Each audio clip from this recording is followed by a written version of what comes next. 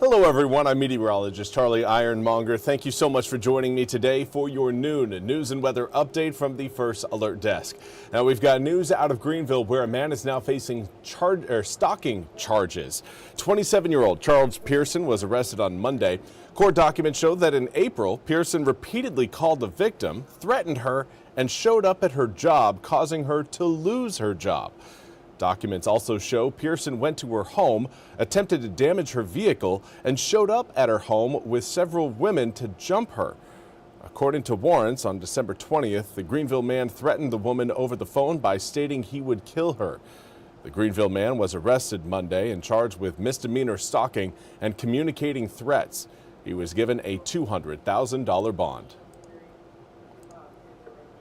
We also want to highlight a death investigation in Elizabeth City that police are asking for your help with. Now, police say they got a call at around 8:30 a.m.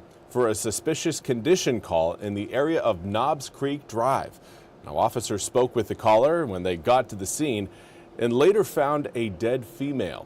The scene was processed by crime scene investigators and the medical examiner. The body will be sent to the medical examiner's office in Greenville. The investigation is ongoing. If you have any information, please call the Elizabeth City Police Department at 252-335-4321. You can find that number at the bottom of your screen.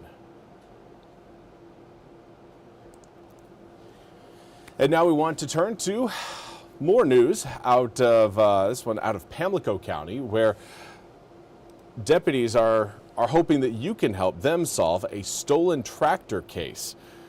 Now, the Pamlico County Sheriff's Office is asking for your help in identifying a tow truck that may be connected with a stolen tractor. Now, deputies say a John Deere 5045E tractor, the one pictured on your screen, was taken early Monday morning from the Boone Lane area east of Arapahoe.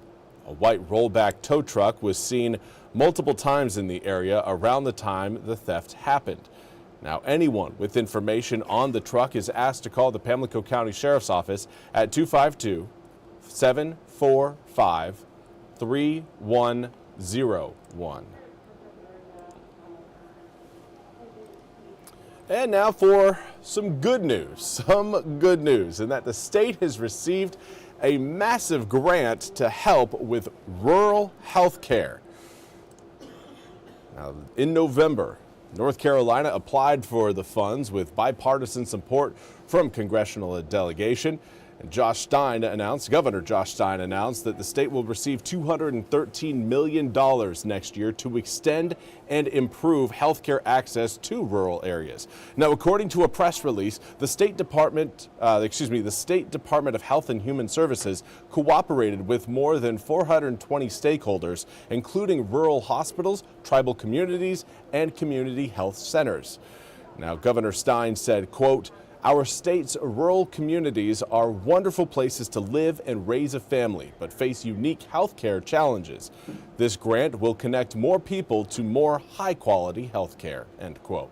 Now, North Carolina has the second largest rural population in the nation, according to the governor's office.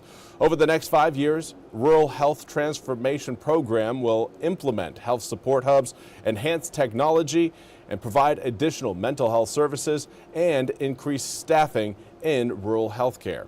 Now, on January 16th, 2026, the state DHHS officials will attend a virtual event highlighting the program's next steps. If you'd like to learn more about the program, you can follow a link on our website, WITN.com. And now for a look at your weather forecast. Things are very sunny today, but sunshine this time of year does not automatically mean you are going to be warm.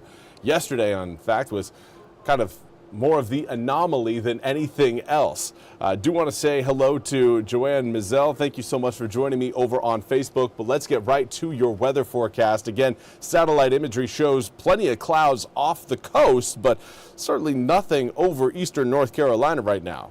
Those clouds, again, are forming up due to the cold air that's flowing over the ocean. And that is why we, again, are looking at fairly straightforward, clear, sunny skies for today.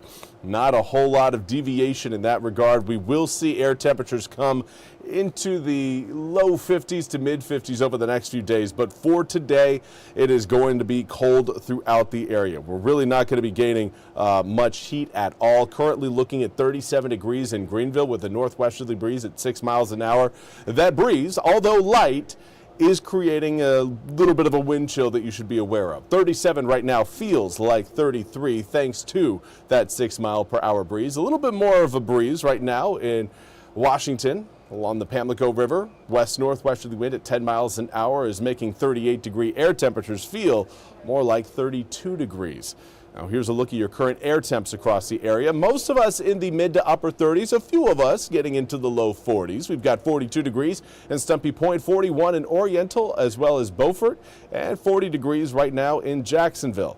There's several spots that between around 37, 38, 39 degrees, but everyone right now is experiencing a northwesterly breeze that is only bringing in more cold air. And that breeze is not going to let up until we get to around 5, 6 o'clock later on tonight. So again, plan on just a chilly, if not straight up cold afternoon.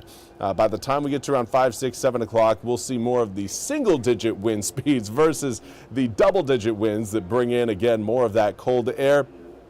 We're also looking at sunny skies over the next several days. Cloud cover going to be minimal. Now, while that may sound like, okay, that's what we need in order to warm up, the problem is that clear skies overnight tend to lead to some of our colder air temperatures. So as we maintain clear skies for tonight, tomorrow night, day after tomorrow night, that's going to help keep our overnight lows down below freezing, and that does impact your daytime highs. A colder start temperature means you're probably not going to be getting as warm later on in the day.